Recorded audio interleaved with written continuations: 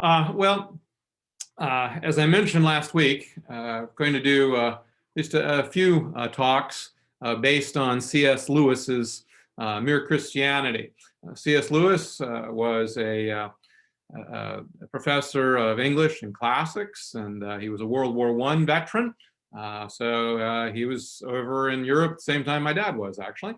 I doubt that they knew each other. He, interesting enough, died on the same day that Kennedy was assassinated.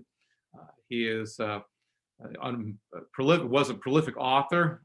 In addition to Mere Christianity, he's written a lot of books about distinctively Christian topics, the problem of pain, and a variety of other things. But he's also very, very well known for writing fiction. So he had a science fiction series known as the Perelandra series. And then probably his best known work is The Lion, Witch, and the Wardrobe, or the Chronicles of Narnia series. And those are books that he originally wrote them for children, but they're ones that any adults can benefit from greatly. But in Mere Christianity, he's combining a variety of sources, and particularly talks that he gave during the time of World War II. And so it's kind of important to keep that background, that these are things from that time period and just after. And so the world was quite aware of the Nazi menace. And what we're going to look at today is the first section of the book, where he deals with what actually Immanuel Kant, a great philosopher from the 1700s, referred to as the moral argument for God. Actually, it's been around for a long time, but let me start with Immanuel Kant. So say he lived in the 1700s, so he'd been a contemporary of George Washington and Ben Franklin and all those people. And he was not a Christian. He had very little liking for the Christian faith. Nevertheless, he dealt with a variety of issues, including the possibility of what can you know and how can you know it, and is it rational to believe that you can know things? Those might sound like strange questions, but they were important ones back then, because there are some individuals, notably a Scottish philosopher by the name of David Hume, that questioned whether you could really know much of anything. And Hume was so pointed and so successful in some of his arguments that he was hated not only by religious people, but he's still hated today by scientists, because he really questioned just how much science could honestly really know. So Kant is responding to that, and he's doing a lot of different things, arguments, but the one particular thing that he's focused upon most of all is that he's focused upon the idea of what lies behind our morality. And he knew ethics were very important. He thought that was a major topic. And he realized that if you rooted ethics and morality simply in human experience, you really didn't have much behind it. That human experience changes from place to place, from culture to culture, from time to time. And therefore, when you go that route, you really have no serious logical basis for saying that one system or one ethical idea is better than another, other than it might work for that particular time and place. We've talked about this before. I've mentioned that Spartan ethics are very different from liberal Western ethics. And yet, if there's nothing more than human experience, if to use a little more modern language, if ethics are just what goes on in our brain interacting with the society around us, then there's really no way to say that Spartan ethics are any worse than ours. They were quite effective for the Spartans. And to say that they were bad or they're barbaric and those kinds of things, we can say all we want, but there's really no standard to say that we're right and they're wrong. So ethics essentially become a matter simply of personal preference, that you might like chocolate ice cream, I might like vanilla, somebody else likes strawberry, somebody else likes Superman ice cream. But whatever the issue, it's a question of just it's personal preference. There's no way to say this is better than that, other than you like it better.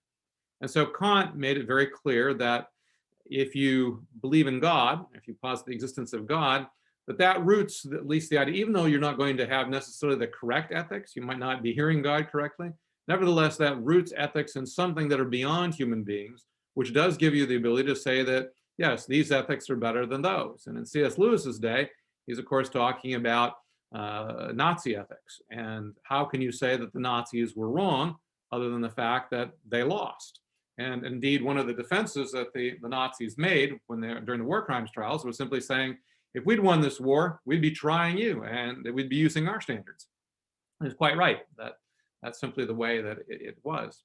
And so the issue that Lewis starts with is he says, there is, following Kant, there is a law that seems to be the case that all of us have this sense that there is a standard that we ought to live up to. Now, keep in mind that one of the basic principles of like science is you can't get an ought from an is.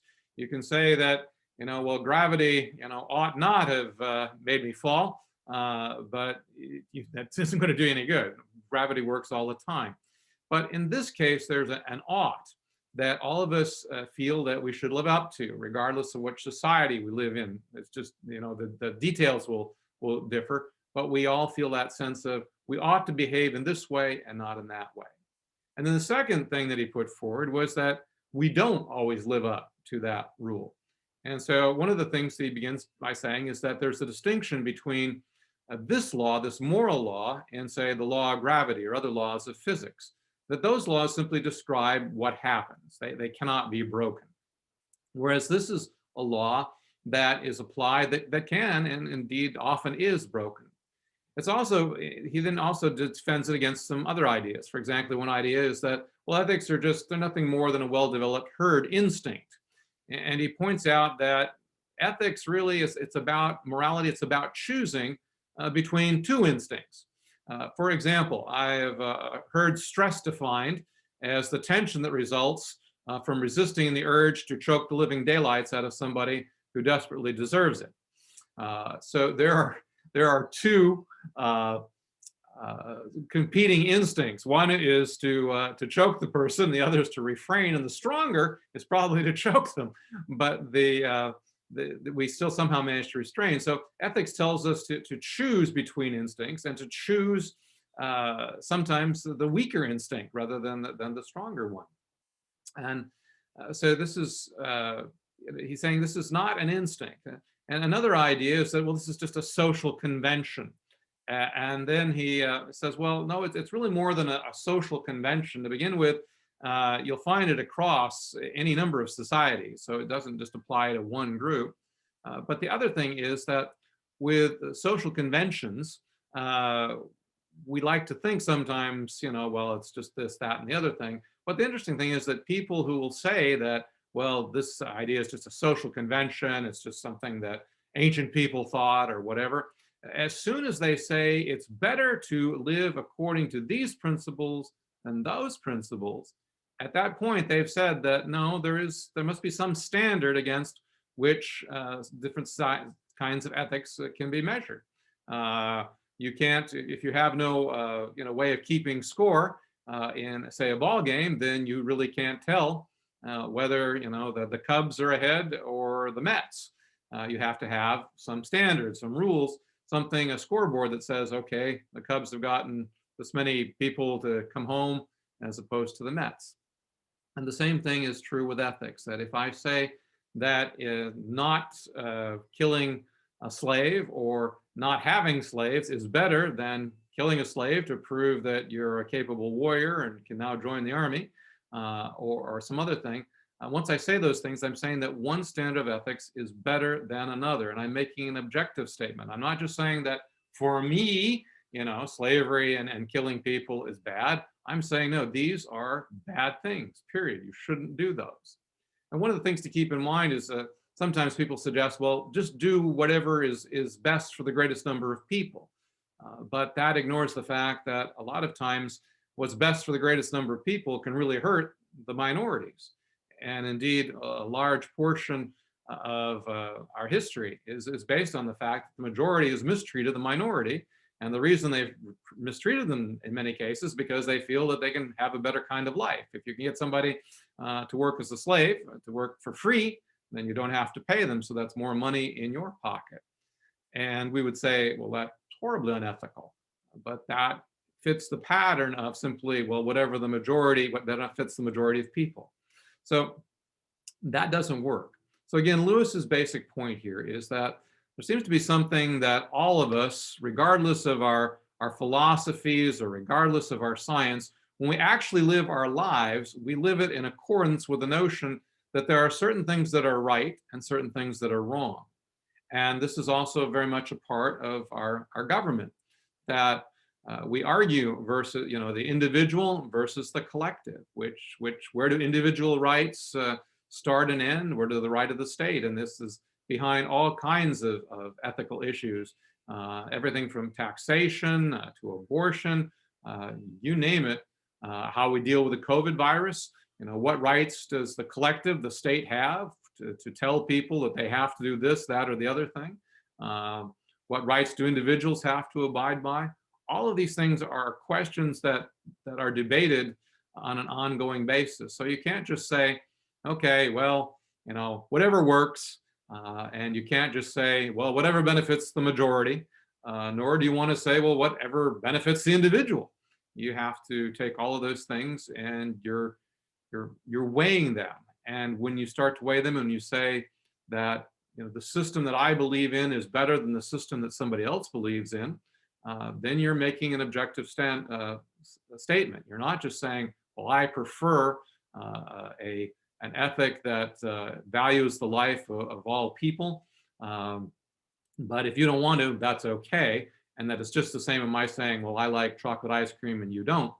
It's not the same at all. And pretty much everybody recognizes that in terms of the way that they live their lives. So people, universities, and one matter of fact, I remember when I was in college, we had this woman who she was going on in great detail and saying that all ethics were just ethnocentric, that each culture had their own idea, and you really couldn't say that the ethics of one country were better than another. And she was from India, and so that of course would raise the question of, well, in India for a long time there was a custom known as sati, which means that if a husband died, you'd kill his wife too.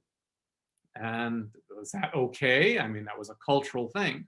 And she really didn't have much of answers for those kinds of questions. She kept insisting that there are no absolutes at all.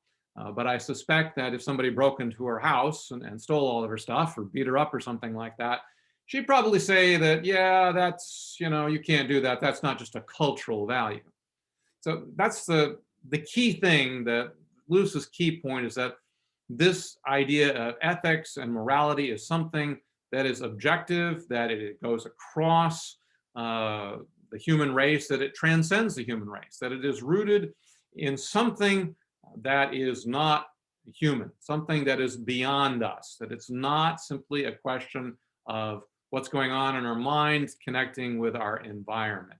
Now, it is possible to argue that that is all that it is, but if you go that route, then you honestly cannot logically and consistently say that my ethics are better than yours. And that is Lewis's major point. And it's, I think, the one that I would want to stress is that if you say that there is no God, if you say that it's all about the neurons firing one way and not another, it's about where you live and how you grow up, all those things. If you say that that's all there is to ethics, then you no longer can consistently say, I think that this is right and this is wrong, beyond saying this is some benefit to me or to my society in some way, shape, or form. And what we need to understand is that as a Christian church, as one that would be considered to be probably a bit more on the liberal side, is that most of the things that we hold dear in the liberal tradition, the things like the inherent dignity and worth of human beings, the importance of community, things like that, all of those things arise out of the Christian faith. For all the grief that Christianity takes, as I've mentioned before, if you were to go back before Christianity, if you were to go back to Rome or to Germany or Northern Europe somewhere, if you were to go to other places, you would find very, very different values, and values typically that were based on warrior cultures. So courage would be viewed as much higher than love, and the warrior would be considered to have the right to have the spoils of war. That was just the way it was. That's the way that a larger portion of human society has worked.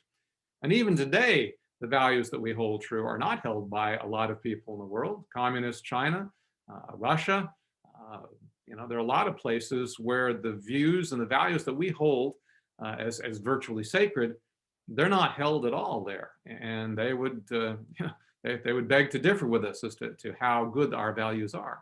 So it's important to realize that the values that we have, even as a liberal society that seems to want to denigrate religion a lot or say it really just doesn't matter what you believe, they're rooted in a particular cultural tradition, that of Christianity.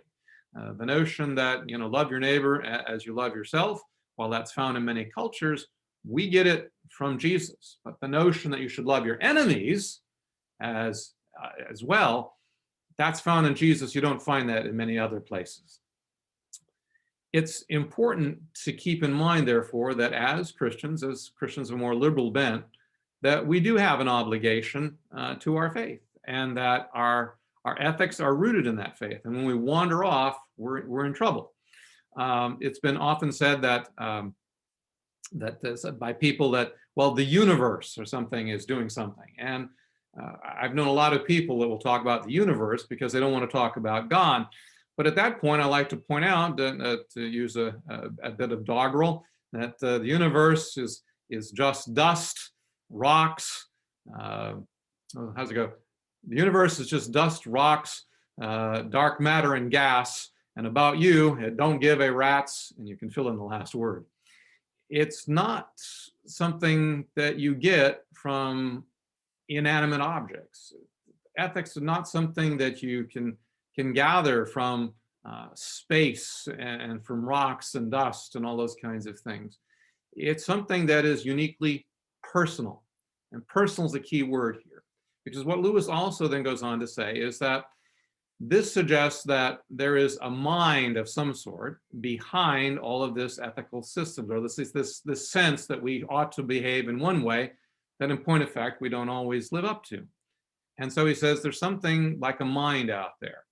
And he's not saying, well, this is the Christian God by any stretch of imagination yet. He's just saying that there is some sort of personality, a personal being that runs the universe. And because morality is personal, love is personal, all these things are personal. And I would even take personal in the sense of some of your higher, animals have certain personality. Anybody that's owned a dog knows they have a personality. I'm guessing people that own cats and horses and things like that would also say the same thing. But it's personal. It's not something that you get from inanimate objects. And so this notion of there being someone who's personal out there, a someone rather than a something, that opens at least the possibility that there might be someone who actually cares about us. If there's nobody that's personal, if it's just a matter of dark energy and gravity and electromagnetism and all those types of things, then there's nobody that really cares about the way that we behave. And so one civilization rises and it falls, and nobody really cares beyond that. And while we might think that our issues are a big deal, in 1,000 years, nobody will care. And that's kind of the major issue, is that if there's even anybody to care. So is there somebody there that really cares about us, and who actually has created us or guided the creation process so that we have this moral sense that we ought to behave in one way and not in another? And that's the big issue for us. So if we can keep that in mind, it gives us a basis to work, to go on, and Lewis will go on in talking about Christianity and whatnot. And the main thing that he wants us to understand, though, again, is that morality points to something beyond us, and we have to posit that it is beyond us if we want to say that one morality is better than another, other than just in utilitarian terms that says, okay, well, this moral system, it worked for the Spartans, and this other one, it worked for the samurai warriors, and this other one works for the Iroquois nation, et cetera, et cetera. But there has to be something beyond it, and that something actually has to be a someone. There has to be a mind, a personality. But the big question is, does this mind, this personality, does it care about us? And that's an important question, because again, we are caught in that situation of, we all know that we ought to behave in some way, and yet we all know times when we did not, in fact, live that way. Some of our offenses may seem pretty minor, but other times we do something that we really regret, that we've really hurt somebody. And in other cases, probably not among this group here, but still in other cases, there are individuals who have done some very serious things that are very wrong, very hurtful. And the question is this being that is beyond morality simply a judge, or is this someone who cares about us? In other words, is forgiveness possible for those times that we have not lived up to the moral law? So that's basically what Lewis is trying to say in his first lectures. He's saying, okay, one, there is this moral law, and it strongly suggests that there's a mind behind it.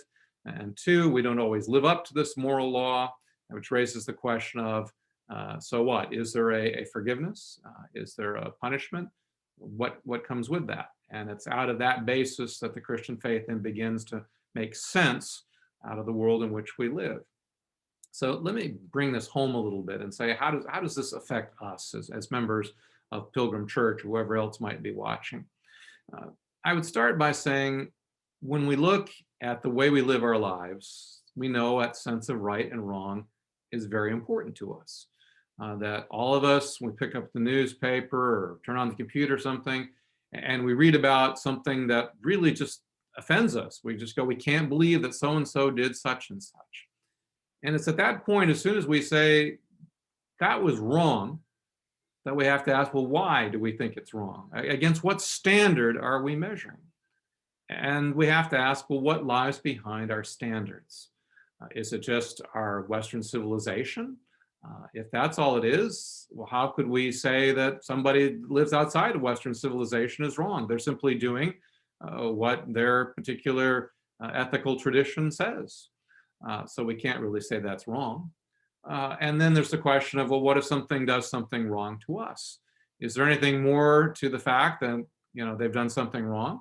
What if we did that same thing to somebody else? Would that also be wrong? It's interesting the way that we can quickly blame and condemn others, but we can always find some excuse, some sort of explanation for why we did the same thing. If it's not really the same, we say there's something different about it. And when we start to get into those things, what Lewis is suggesting is you might want to stop and think. You might want to ask what really does lie behind your belief system. Is there anyone who really backs up your claim that this is right and this is wrong? And the claim of Christianity that backs that up is the resurrection of Jesus. If Jesus rose from the dead, then he's not just another religious figure. He's not just an ethical teacher. He's somebody that's special. I mean, I always kind of want to look at credentials when somebody tells me something. Do they want to know? If somebody gives me some medical advice, I usually kind of at least want to know, okay, do you have a medical degree? Have you experienced this before yourself? Do you have some kind of credentials other than maybe a degree from the Knoxville, Tennessee School of Faith Healing? In which case I might kind of raise an eyebrow. So what lies behind, whoever it is you're listening to? And I would suggest that the resurrection of Christ makes him a really credible source. And because Jesus rose from the dead, that gives us a basis for saying, yeah, let's listen to what he says. So now love your neighbor as you love yourself. Now love your enemies. Now these make sense. Now the command to care for the poor, that makes sense. It's not just slave morality, as Friedrich Nietzsche said it was. He thought that Christianity was just its whole ethical system was just an attempt by the weak of the world to gain some concessions from the strong by making them think that they somehow had some sort of moral obligation. And as far as he was concerned, the strong didn't have that obligation. That might makes right. So I think it behooves us, as we reflect in the context of a Christian congregation, just how important the resurrection, our claims about Jesus' identity, how important they are, because they're not just religious ideas, they're things that root our sense of values and why we treat other people the way we do, and that we have an obligation. And they also, of course, give us a solid basis for saying, though, that forgiveness is possible, and that when people hurt us, we can forgive them. And that doesn't mean we excuse their behavior or let them get away with murder, sometimes literally, but it does mean that we can get rid of the burden of seeking revenge, that we can give forgiveness, and we can seek and receive forgiveness for those times that we have screwed up. We don't have to live under a load of guilt. So I think these are some very practical things, because every day we're faced with choices. Should I do this? Should I do that? Every day we see this opinion and that opinion on this issue and that issue. And what standards do we use to evaluate them? How do we guide our lives? How do we direct our lives? How do we make our decisions? And if it's just a question of stuff rattling around in our brain, it's really pretty hard to say that our way of doing things is any better than things that we would normally consider to be quite barbaric and quite horrible. I would suggest that there is a difference between different ethics, and that the ethic to love people and to love all people, that's a far superior ethic than, say, that of the Spartans, who believed in, showing their prowess in battle, or the Aztecs, who would cut out the heart of a victim. That's a claim that we make, that these are not just relative things that vary from culture to culture, but that the way we treat others is rooted in God, in a loving Heavenly Father or Mother who is revealed in Jesus Christ, and who guides us and directs us and says, this is the way to live your life. And while you're doing that, cut other people some slack when they louse up, and also learn to accept forgiveness yourself. So live in grace rather than in fear. Live in forgiveness rather than in condemnation. Those, I think, are some pretty important things. So let's pray. Gracious God, we thank you for Lewis's insights. We thank you for the insights that Kant and others have had that also guide us and direct our ways of thinking. But most of all, we thank you for Jesus. We thank you for not only the ethics and the way of life that he taught, but for his death and resurrection that confirms the truth of what he taught. We ask that you would help us to be more loving, more kind, that we live our lives in greater consistency with the teachings of Jesus, that we would learn to forgive, that we would learn to be compassionate with others, and while having discipline for ourselves, nevertheless having compassion for ourselves as well. We thank you, God, for the many gifts and privileges that you give to us. And we ask that you would help us to think a little bit more deeply about what lies behind the things we believe to be true, especially the things we believe about how to treat others. We ask these things in Jesus' name, and God's people said, amen.